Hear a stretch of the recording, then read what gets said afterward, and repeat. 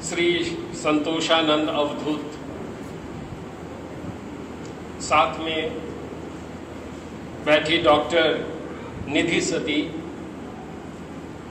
Professor A K. Bhaskar साहब, retired professor Ashutosh Kumar Sinha साहब और श्री शिव नारायण साहब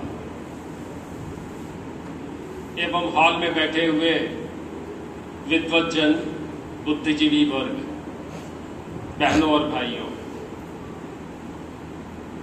आज शायद इस तरह की सभा में मैं पहली बार आया हूं और एक शिक्षक होने के नाते हम जब पहले क्लास में जाते हैं तो अपनी बातों को पूरी तरह से अपने विद्यार्थियों के सामने रख सकें, इसके लिए एक लेक्चर तैयार करते हैं, एक खाका तैयार करते हैं, एक प्रारूप तैयार करते हैं, सो दैट कि हम जो कहना चाहते हैं वो पूरी बात अक्षरशः उन तक पहुंचा सकें। शिक्षण कार्य कोई अलग कार्य नहीं है, हम वही बातें बताते हैं जो किताबों में लिखी होती हैं और जो हमें पढ़ाना होता है। बस मसला सिर्फ यही होता है कि हमारा प्रेजेंटेशन कैसा होगा। अगर हमारी बात विद्यार्थियों तक पहुंचती है तो हम एक सफल शिक्षक हैं। अगर हम सारी चीजें जानते हैं और अपनी बातों को अपने विद्यार्थियों तक नहीं पहुंचा पाते हैं तो हम एक असफल शिक्षक हैं। मैं पहली बार इस मंच पे आया हूं, बाबा की कृपा थी, शायद हमें उन्होंने बुलाया है, इसके लिए मैं धन्यवाद दूंगा अपने मित्र ए.के. भास्कर साहब को और नमन करूंगा स्वामी संतोषानंद जी को।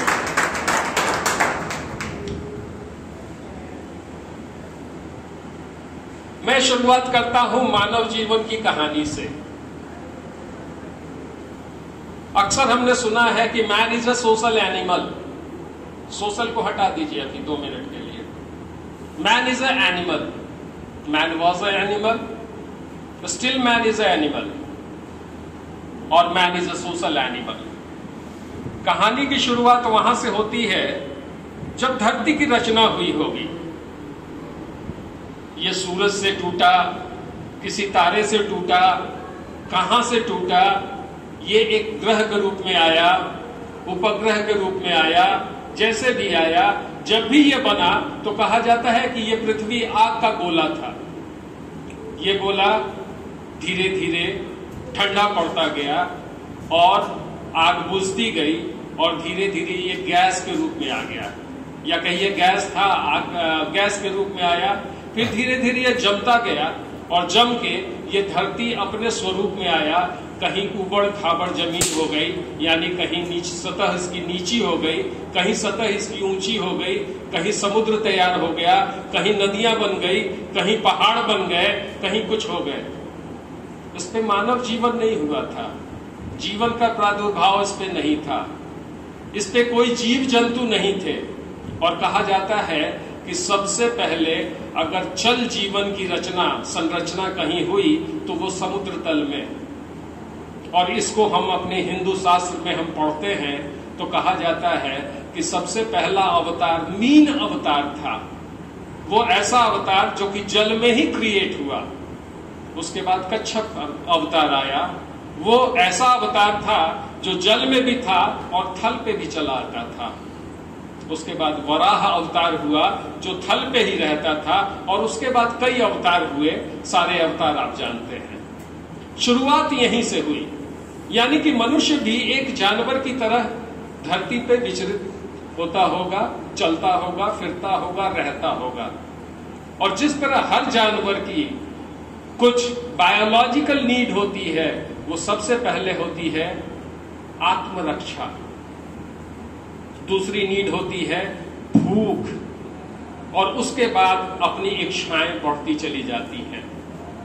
आज भी आप अगर जंगल के जीवन को देखें और शहरों और ग्राम के जीवन के को देखें तो फर्क सिर्फ इतना है कि जंगल में आपको अपनी आत्म सुरक्षा के लिए हमेशा चौकन्ना रहना है। एक पल आप चूके और वहां आपका भक्षण हो जाएगा, क्योंकि वहां पे सिर्फ शिकारी और शिकार, यही दो चीजें होती हैं जंगल में। कौन शिकारी कब शिकार को पकड़ लेता है और कौन शिकार कब अपने आप को उससे बचा सकता है, यही वहां का कानून होता है। लेकिन मनुष्य तो मनुष्य था, यह अन्य जानवरों से तरह भिन्न था। भिन्नता यह थी कि शारीरिक रूप से यह इतना कमजोर था, इतना कमजोर कि शायद इतना कमजोर धरती पे कोई जानवर नहीं था। अगर इस पे एक बिल्ली भी हमला कर दे, 10 जंगली चूहे भी हमला कर दे, एक जंगली कुत्ता, सियार या भालू कोई भी हमला कर दे, तो ये अपनी रक्षा नहीं कर सकता, इसकी जान जानी निश्चित है। दूसरी इसमें विशेष बात यह थी कि मानसिक रूप से ये इतना सुदृढ़ था कि ये अपने अक्ल से, अपने दिमाग से हाथी पे भी सवारी कर सकता है, शेर को भी पिंजरे में बंद कर सकता है, और अपने आप को बचाने के लिए, मच्छर से बचाने के लिए मच्छरदानी का भी आविष्कार कर सकता है। यानी कि इसके पास दिमाग बहुत था, और इस दिमाग के होने के कारण उसने सबसे पहले कोई सी चीज का आविष्कार किया। Necessity is the mother of invention. आवश्यकता आविष्कार की जननी है। इसे ऐसा महसूस हुआ कि अगर मैंने सबसे पहले अपने आप को जिंदा रखने की कोशिश नहीं की तो मैं इस धरती पर सरवाइव नहीं कर सकता। और इसने सबसे पहले हथियार उठाया या हथियार बनाया। वो हथियार या तो पत्थर का टुकड़ा रहा होगा, एक पेड़ की टहनी रही होगी, उससे एक भाले का निर्माण हुआ होगा, उससे तीर कमान बना होगा, और धीरे धीरे कालांतर में ये बदलते बदलते आज हम AK-47 और बोफोर्स गन और बहुत सारी चीजों तक पहुंच गए हैं। यानी कि हमने अपने दिमाग का इस्तेमाल करना शुरू किया और अपनी सुरक्षा का पूरा इंतजाम कर लिया। दूसरी बायोलॉजिकल नीड थी हमारी भूख। हमें खाना चाहिए था। अगर हमें खाना नहीं मिलेगा तो ऊर्जा नहीं पैदा होगी, और ऊर्जा नहीं पैदा होगी तो हम किसी काम के लायक नहीं रह जाएंगे। इसलिए इसने शिकार करना शुरू किया होगा।